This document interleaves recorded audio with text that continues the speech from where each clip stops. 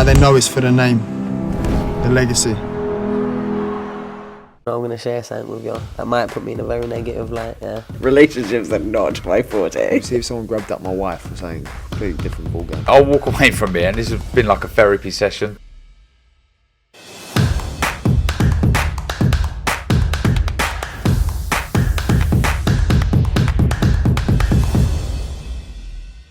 This is KUGAN CASSIUS for IFL TV, proudly sponsored by Everlast.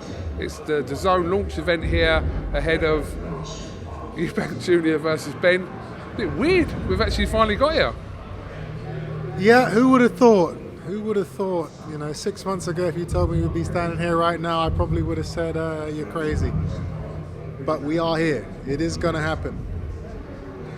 It took weeks to make the fight, and I suppose everyone was sceptical about the fight happening just because of the obvious issues, but I suppose it still falls into this category of a fantasy fight that, you know, as you guys were kind of having your careers, we thought, oh, that'd be good one day, but it didn't actually materialise into anyone's thoughts as it's actually going to happen. But we're 5 days out from it. Like, you must even appreciate that that's quite mad.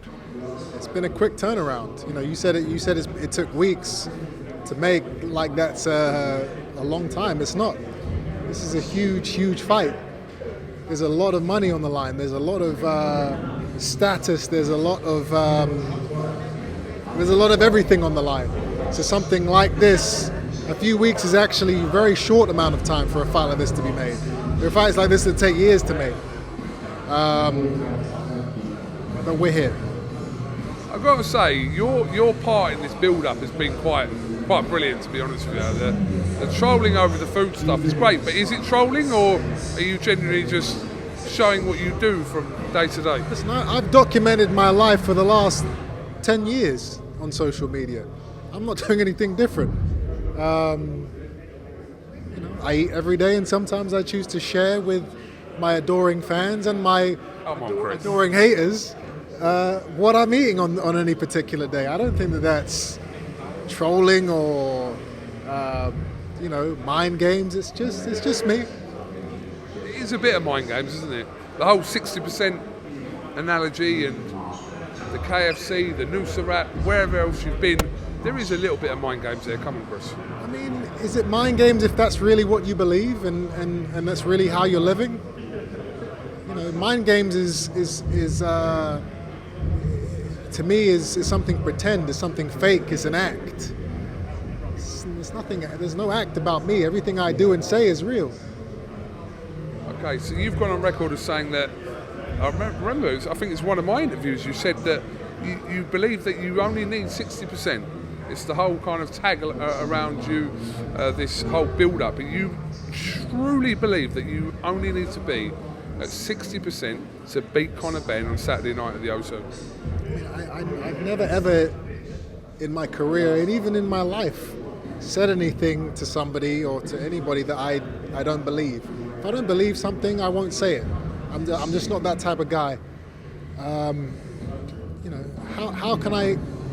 Do you think I can be 100% if I have to cut down to weight I've never been before, and then I'm restricted on what I can eat and drink, even up until the next day before the fight? Do you think I can be 100% with that regimen that I have to follow? Oh, I understand that, but for you, as to your capabilities of whatever the weight is, to put yourself down to 60%, that's the perception that comes across to us, that you believe at your ability, your peak ability, that you only need to be 60%. I understand what you're saying about the weight issue, but I'm saying that from a outside perception, it says that your peak ability at 100%, right, which we've not seen, but you only need to be 60% of that. That's, you know, this is a mismatch. This is yeah, this is going to be a public execution, and it's incredible because respected people in the industry and the sport of boxing are giving this kid a shot. More than that, they're saying he's going to beat me. It's incredible. It really, really is. Does that bother me? I mean, I don't know. It's it's incredible. That's the only thing I can say, because it's like, I know what's going to happen. I can see what he is compared to what I am. So I know how far apart we are in terms of ability. But there are people out there who genuinely believe this kid is going to knock me out. I mean, I'm flabbergasted when I hear these things. Chris, over the years, your three marquee names that have been on your record have been Saunders, Groves and DeGale. Yeah? And even, it was quite a few years ago, but the Saunders fight, the Groves fight, etc., you spoke with a similar level of confidence. Maybe not as extreme as you're going now, but you did always speak confidently of, I know what's going to happen. When I heard you say that, that's how I perceived that as well. So why is that different then? Because two of them three fights I'm talking about didn't go your way. Well, every fighter has to have a level of belief, and I did believe I was going to do the job. I didn't get battered. I didn't get beaten up by these guys. They were 12-round fights. The Saunders fight, I believe I won. The Groves fight, I was on his ass on the 12th round.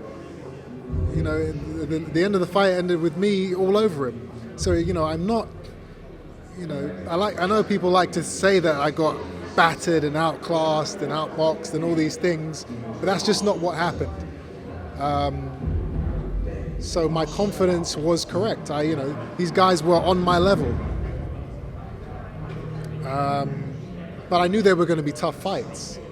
I never said that they probably weren't going to be tough fights, but this is a different. You can't compare Conor Benn to a Saunders or a Grove. I wasn't comparing your attitude going into the fights. Okay. Well, yeah. I mean, no, but you are comparing, because you're saying you said this for them and you're saying it for this one too. So you are comparing. That's the comparison. You've got three fighters you're talking about, and I'm saying that those two are levels above what Conor is.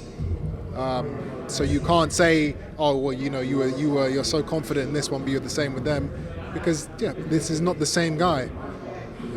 He shouldn't be in the ring with me. That's how I feel.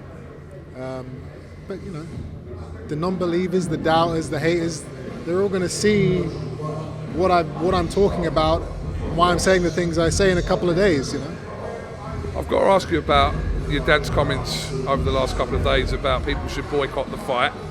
What is the current situation regarding your dad even being here this week, in terms of fight week or the fight night, his comments? What have you got to say about that, Chris? Nothing really. I mean, my father is he's an emotional guy. We've been through a lot over the last year.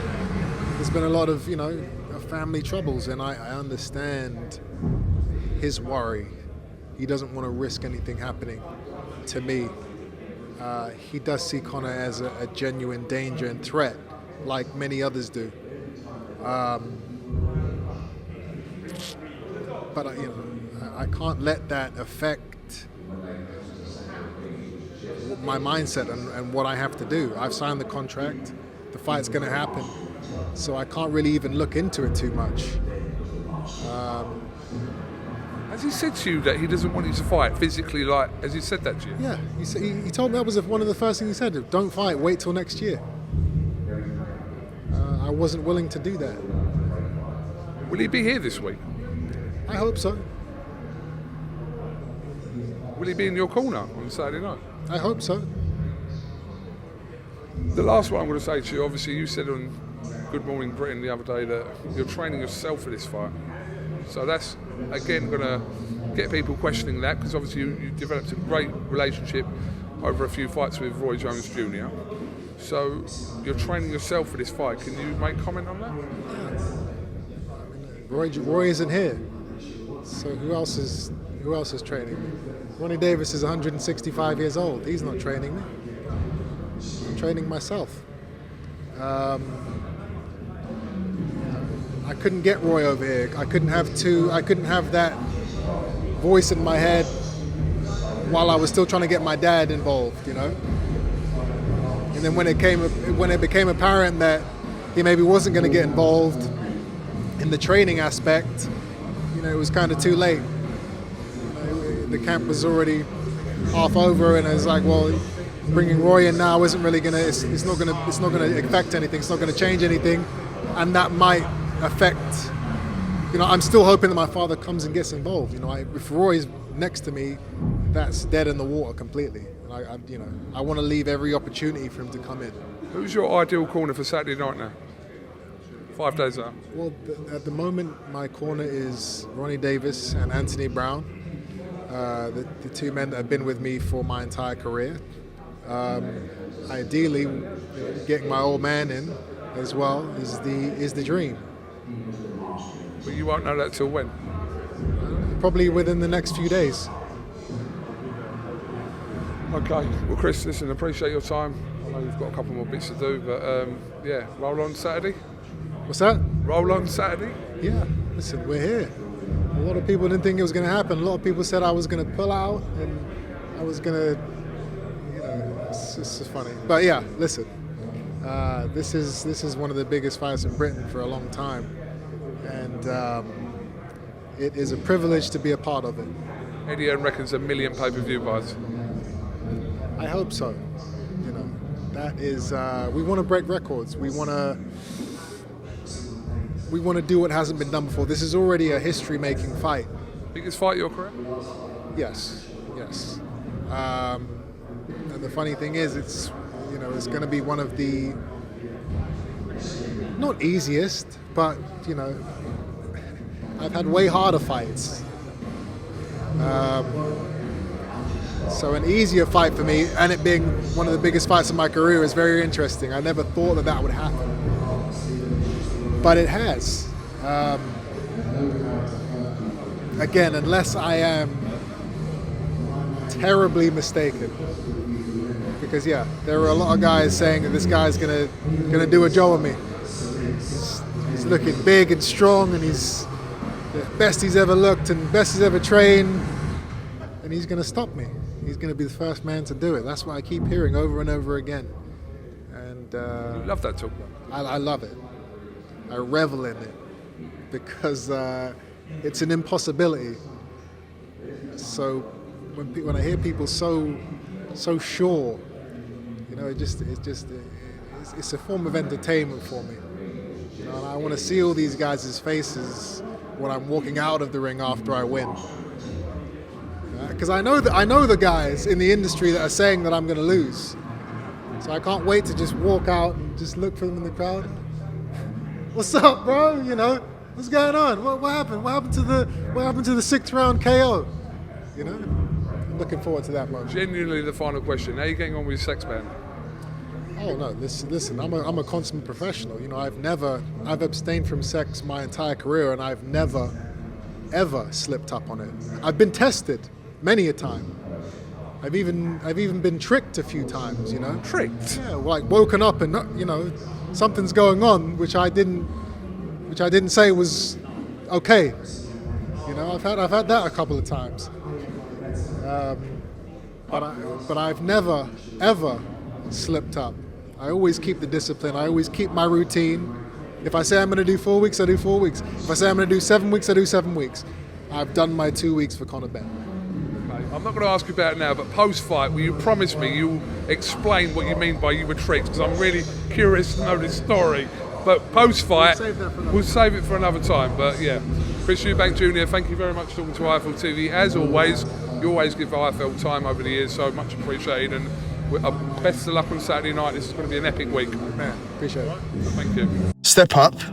Apparently every fight's been a step up. I do the talk, make the noise, and give them the theatre, but then I put it on mute. I have always been seen in the wake, but it's time they've woken up. Now they know it's for the name, the legacy.